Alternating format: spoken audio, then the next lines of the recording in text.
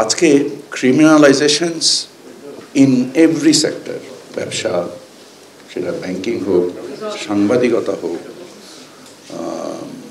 মানে মানে আমি যে কথাটা সবসময় বলি যে আমাদের জাতীয় মসজিদের খতিব পালিয়ে গিয়েছিলেন, এমন একটা অবস্থা থেকে ছাত্র জনতার আন্দোলনের উপর ভিত্তি করে বর্তমান যে স্বল্পকালীন সরকার সংগঠিত হয়েছে, উদ্দেশ্য হচ্ছে যে একটা মর্যাদাপূর্ণ সমাজে কিভাবে আমরা রূপান্তরিত হতে পারি। এবং এই ক্ষেত্রে এই মর্যাদার ভিত্তি তৈরি করার ক্ষেত্রে আমার ধারণা সাংবাদিকদের একটা বিশাল ভূমিকা রয়েছে।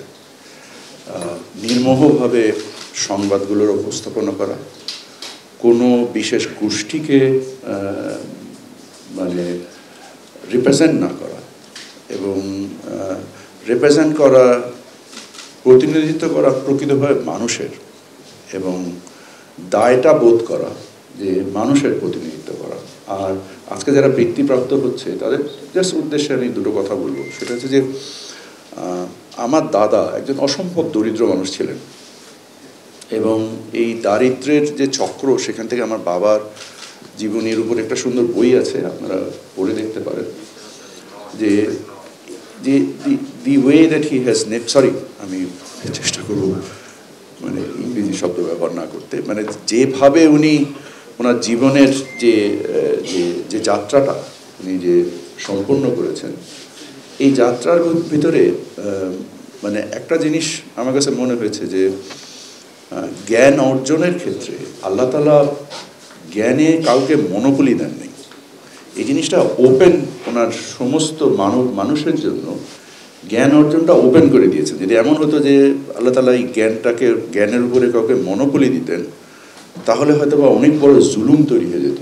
কারণ জ্ঞানে যদি কারোর একচ্ছত্রতা থাকতো, সো জ্ঞান এমন একটা জিনিস, যদি আমরা প্রচেষ্টা করি, আমরা পরিশ্রম করি, তাহলে আমরা জ্ঞান অর্জন করতে পারবো।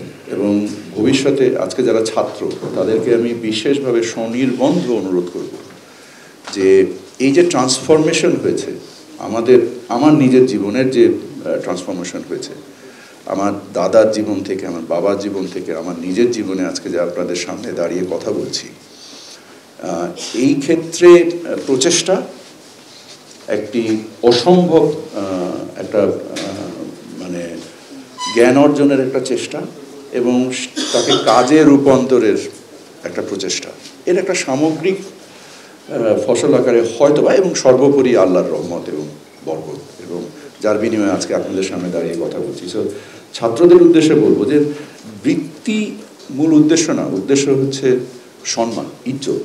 আমরা ইজ্জত চাই, আমরা ডিগনিটি চাই, আমরা ডিগনিটির সাথে বাঁচতে চাই।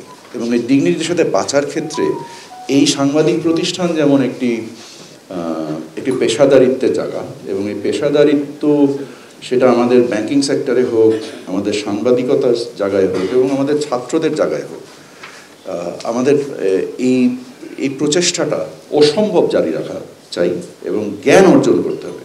যে কথাটা মূলত বললাম যে আল্লাহ তাআলা কাউকে জ্ঞানে মনোপলি দেন নাই।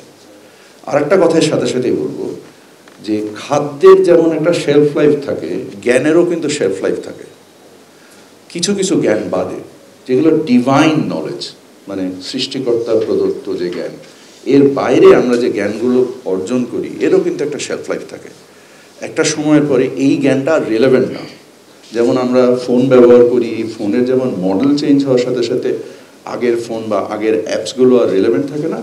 অর্থাৎ জ্ঞান অর্জন একটি মানে একটা কন্টিনিউয়াস প্রসেস, একটা সার্বজনীন এবং কন্টিনিউয়াস প্রসেস। আমি আজকের ছাত্রদেরকেও বিশেষভাবে অনুরোধ করব, জ্ঞান অর্জন করার ক্ষেত্রে কোনো ধরনের কৃপণতা করবেন না, প্রচেষ্টা জারি রাখবেন, এবং যখন পেশাদারি জীবনে আসবেন তখন প্রকৃত পেশাদারিত্ব চর্চা করবেন।